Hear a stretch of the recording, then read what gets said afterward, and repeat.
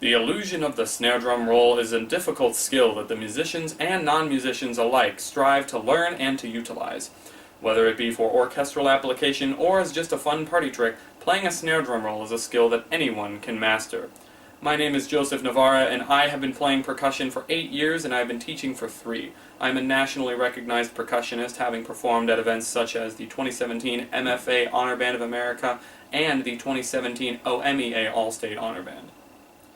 My well-developed snare drum technique has proved useful in my career thus far, and today I'm going to share with you how stick control, stick choice, and tension will help you to respond to the call for a drum roll, please.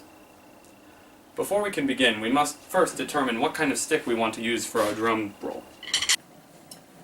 Now, there are several types of sticks we can choose from, and they all seem very similar.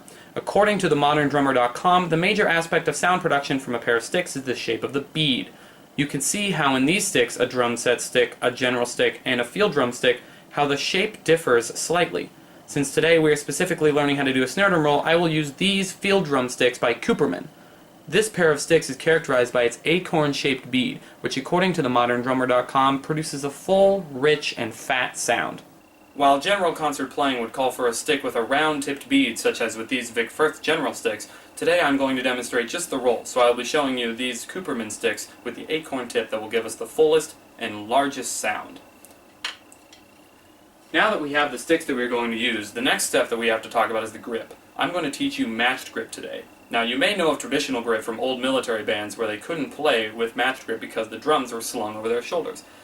For concert playing, however, we use matched grip because it is a much more consistent and even tone. To hold the stick in matched grip, you're going to want to hold the stick between your thumb and your pointer finger. Experiment with where on the stick you hold this point of contact until you found a balance point. This balance point, according to a dictionary for the modern percussionist and drummer, is called the fulcrum, and it's where the stick is going to have the weight evenly distributed. Once you have this, you're going to want to wrap your fingers around the rest of the stick lightly, and then you want to do this exercise. A snare drum roll is a bunch of bounces in a row, and we get that by letting our fulcrum pivot like this. So now, a snare drum roll is the illusion of sustain because it is just many bounces in a row. So just keep a consistent bounce and never let the sound fade away. My teacher Michael LaMattina taught me to start this technique slowly so that you could build the foundation, and then once you're comfortable with that, speeding up from there.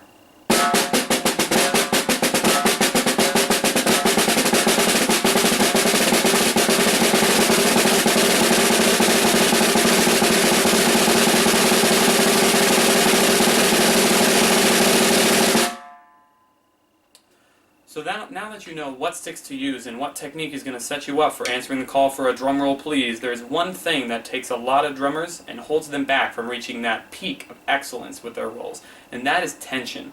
One thing you want to try to avoid when playing is a lot of tension in your hands. It's really difficult for beginning percussionists to let go of the stick and let it truly bounce naturally. But you have to be able to do that because if you roll with too much tension, you can feel it in your arm, you can feel it in your wrist, and you can hear it in your playing. Allow me to demonstrate. You can hear how when you play with tension, it's very pressy, and it does not sound like a good, relaxed roll.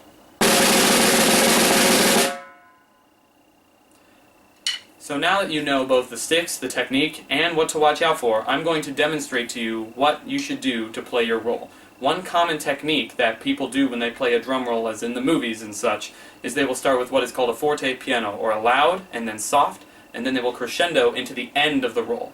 So this is what your goal is after all of that slow practicing.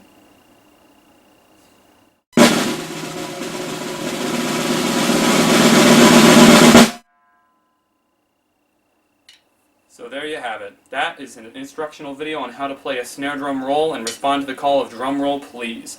So as long as you're making sure to stay loose, use the right kind of sticks, and always watch that technique, then you'll be on your way to have a nice, flowing, even, smooth drum roll.